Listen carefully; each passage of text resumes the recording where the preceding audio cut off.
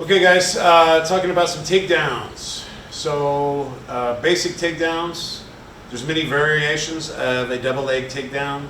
So here's our most basic variation, just beginners double leg takedown. So we're going to start with, say you get a collar grip and a sleeve grip on one of your opponents here. As he tries to fight these grips, he's going to have his hands most likely tied up a little bit. His body is focused up here on his upper body, trying to get his grips free is the idea. So I'm going to take this sleeve control and pull it high, and it's going to help pull myself low and create this double leg. So when I pull his arm high, I'm also going to use my left hand to pull on the fabric here and help pull myself up underneath him, and my left leg is going to shoot right between his legs here. Boom, here. So I pull him in.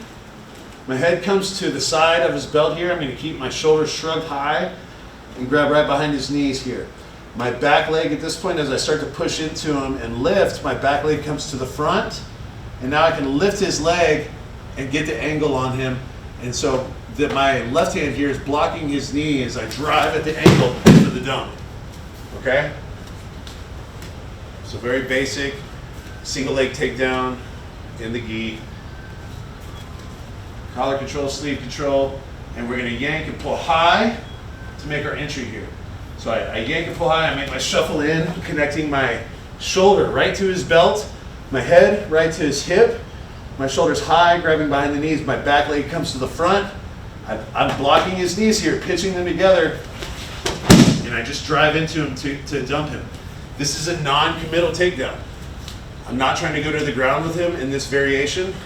We are just simply trying to put our opponent on the ground so we can get out of the situation and stay standing. Okay, one more time.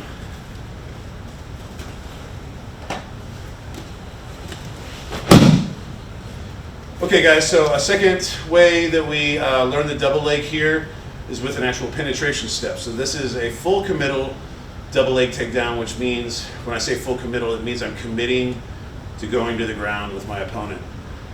So generally, we don't want to do full committal takedowns in the street because you're doing it on concrete most of the time. So staying non-committal in the street, competition, of course, we go full committal. So starting with the same grips, cross collar and a sleeve grip here. And just as I pulled the sheets up over my head to make my entry for that basic one, we do the same thing here. And when I shuffle in, here I level change, and my lead knee needs to come on the ground right between his feet here.